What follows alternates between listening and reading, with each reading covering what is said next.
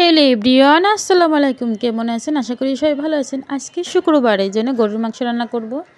আর মাংসটা আগে রান্না করে ফেলবো ইফতারির আগে।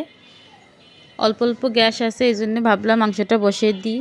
আর এই যে এই পাশে বট আনছে, বটটা বসাই দিছি, সিদ্ধ করে পরিষ্কার করে নিব। গোটা মশলা দিয়ে দিলাম, পেঁয়াজ দিয়ে দিলাম। পেঁয়াজটা লাল লাল হলে মশলাটা দিয়ে কষিয়ে নিব। আর আমি যে কোনো মাংসই আলুটা ভেজে নিই, মুরগির মাংসই হোক আর গরুর মাংসই হোক।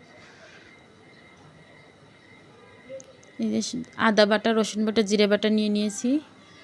আর এখন গুঁড়ো মশলাগুলো দিয়ে দিব, দিয়ে ভালো মতন পানি দিয়ে তারপর মশলাটা কষিয়ে নিব।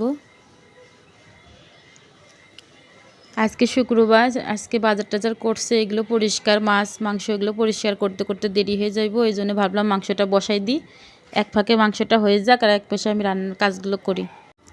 নিজের কাজ নিজেই করতে হবে, এই জন্য ফাঁকে ফাঁকে কাজগুলো সেরে নিচ্ছি। আর রান্নাটা হয়ে গেলে ইফতারির পরে তো ভালো, মানে রোজার পরে, রোজা ভাঙার পরে শরীরটা ছেড়ে দেয়, তখন আর রান্না করতে মন চায় না। তারপরেও মাঝে মাঝে শরীর ভালো না থাকলে, বাচ্চা জ্বালালি বা অন্য অন্য কাজে ব্যস্ত থাকলে ইফতারি পরেই রান্না করা হয়।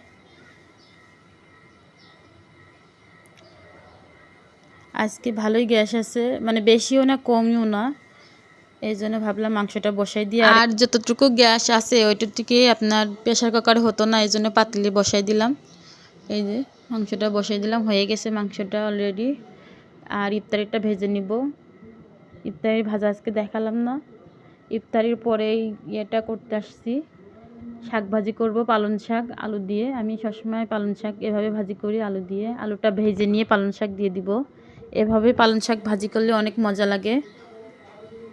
আমি সবসময়, আমার ছেলে পছন্দ করে, এভাবেই রান্না করি। এই যে গরুর মাংসটা কত সুন্দর কালার হয়েছে, রান্না হয়ে গেছে। আর ডাউল রান্না করছি, পাতলা ডাউল আর শাক ভাজি। এটা আমাদের খাবার আজকে রাত্রের। তো কেমন হয়েছে ভিডিওটি অবশ্যই কমেন্টে জানাবেন। আর ভালো লাগলে একটা লাইক, একটা সাবস্ক্রাইব করে দিবেন। সবাই ভালো থাকবেন, ধন্যবাদ।